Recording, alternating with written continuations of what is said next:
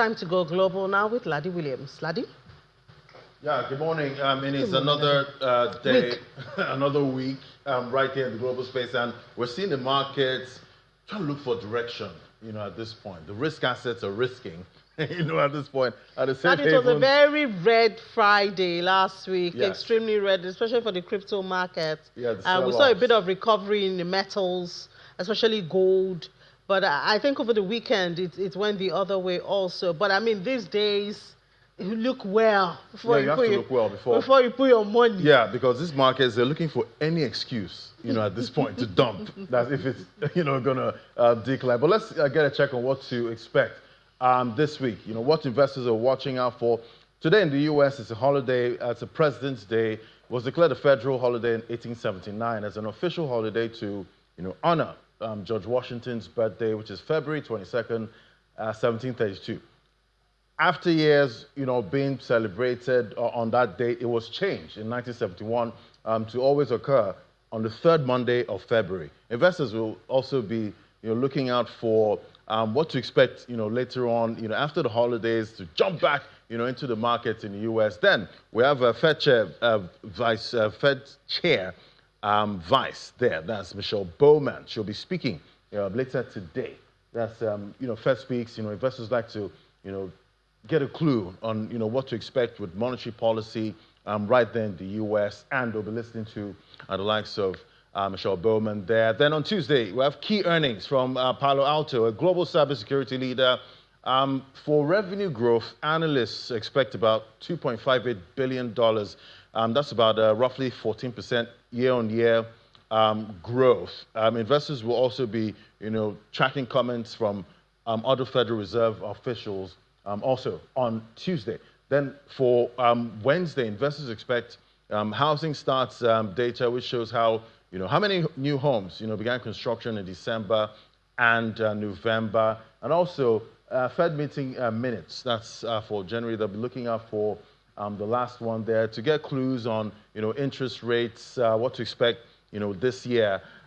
Will there be more cuts, than rises this time? So we'll be watching out for that. Then Thursday, trade deficit data in the U.S., the key earnings from Walmart and some Fed officials will also be speaking this week. A lot of Fed officials will be speaking this week. Then for Friday, personal consumption expenditure, that's the PCE price index.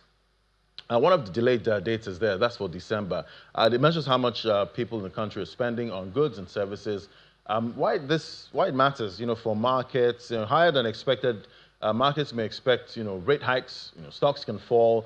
The U.S. dollar, may rise, and if it comes in lower than expected, markets may expect, rate cuts, and stocks can rise, and some other risk assets. So these are the expectations for this week. This will drive, market sentiment right there. All right, let's see what's happening today. European natural gas futures hit a 5-week low as the weather outlook that shifted, milder there, potentially easing strains on, rapidly depleting fuel inventories. Benchmark contracts dropped as much as 6.9%, following a slide in U.S. gas prices, that were also pushed lower by, warmer temperatures. In Europe, some models point to, milder than usual conditions in the next few days. A relief for a market that has seen, turbulent start to the year. So that's what's playing out there with European gas. Then Saudi Arabia is ramping up oil exports to its biggest customer, that's China, after slashing prices to their lowest levels in more than 5 years. State oil giant Saudi Aramco is set to supply between 56 and 57 million barrels of crude for March loading, according to traders familiar with this deal. That's a sharp increase from about 48 million barrels the previous month. The surge follows the kingdom's decision to cut the official selling price of its flagship crude grade for Asian buyers, a move aimed at strengthening its foothold in the world's top oil importing market and boosting demand across the region. Then, in Asia now, we see Japan's economic recovery stumbled in the final quarter of last year, with new data showing growth fell far short of forecasts, according to official figures released earlier today. The world's third largest economy expanded at just 0.2% annualized in Q4, a much weaker pace than economists had expected. The sluggish result was driven by lackluster business investment and weak exports, highlighting persistent challenges for policymakers. The disappointing performance signals continued fragility in domestic demand and adds pressure on Japan's leaders as they seek to jumpstart growth amid global trade headwinds. Markets are now watching closely for what this means for future policy and the outlook for the Japanese economy. And China is rolling out a major change to its border rules that could boost travel and business ties with the West. Starting February 17th, holders of ordinary British and Canadian passports will be able to enter mainland China without a visa, for stays up to 30 days for tourism, business, visiting family, or friends. And transit, a move announced by Beijing's foreign ministry aimed at facilitating, cross-border travel and people-to-people exchanges. The visa-free policy will remain in effect through December 31st, 2026, and comes after recent, high-level visits by leaders from the UK and Canada.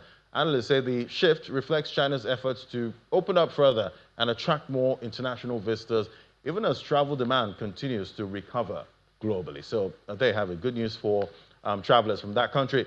All right, let's get a check on the crypto market. Now, Bitcoin's slide, that continued today as the world's biggest cryptocurrency fell back to about $68,000 level, extending a 4-week losing streak that's gripped digital assets and shaken investor confidence right there in that market.